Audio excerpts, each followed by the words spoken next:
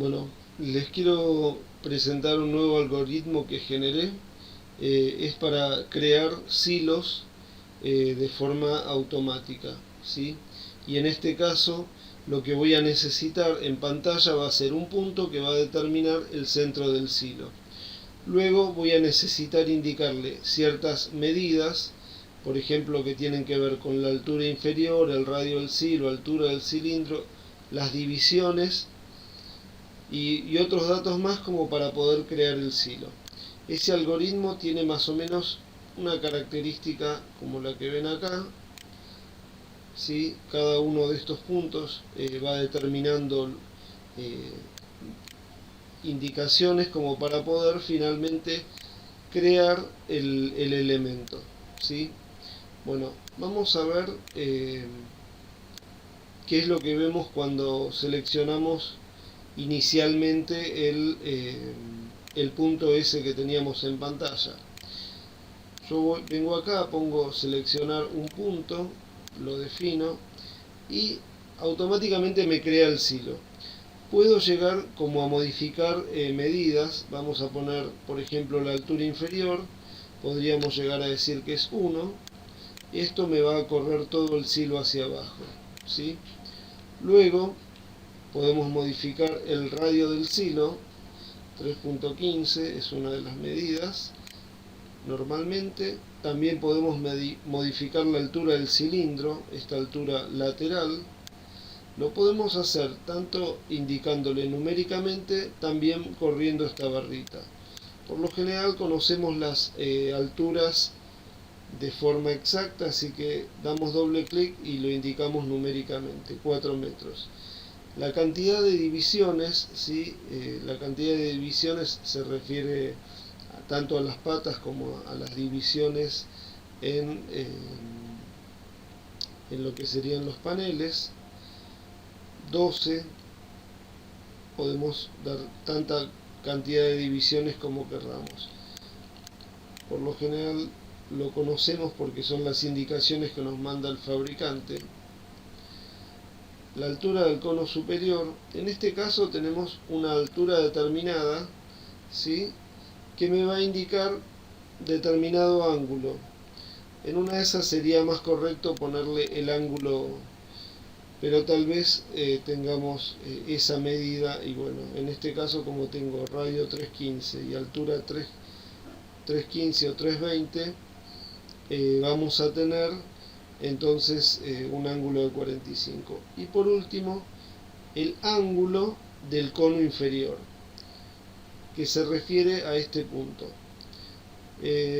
Por lo general son o de 60 o de 45 grados de acuerdo a la semilla que tenemos, ¿no? Así que podemos cambiarlo a esta posición o a esta de acuerdo a lo que necesitamos. Bueno, una vez que tenemos eso, vamos a poner que este es de 60 grados. Lo que nos resta hacer es pedir que nos cocine este elemento que acabamos de hacer. Para esto hacemos bake, cocinar, decimos que va a estar en el layer default y que los agrupe por favor.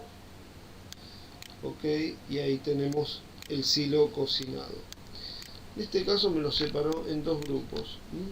Yo lo voy a seleccionar y lo voy a agrupar. Bueno, así como podemos cocinar un silo, podemos hacer varios al mismo tiempo. Por ejemplo, fíjense, nosotros acá tenemos 3 puntos más y vamos a volver a esta posición. Entonces, acá en vez de seleccionar un punto, vamos a seleccionar múltiples puntos. Y para eso vamos a seleccionar 1, 2 y 3 puntos. Entonces, todos los hilos que me va a crear acá van a ser iguales entre sí. Por ejemplo, estos vamos a decir que tienen un ángulo inferior de 45 grados.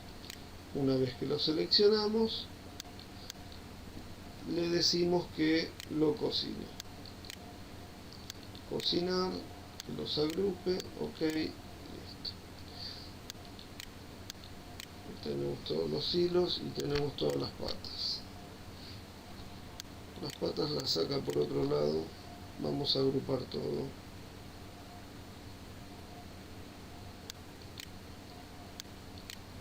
Todo quedó agrupado. Bueno, vamos a apagar la visualización.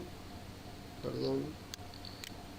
Bueno, ahora sí tenemos todos los hilos. Fíjense que con un mismo parámetro pudimos generar silos de distintas alturas y hasta inclusive de distintas características, como es esto del ángulo inferior. ¿Sí? Era un desarrollo que lo pensé para un trabajo que estuve haciendo y que me resultaba interesante porque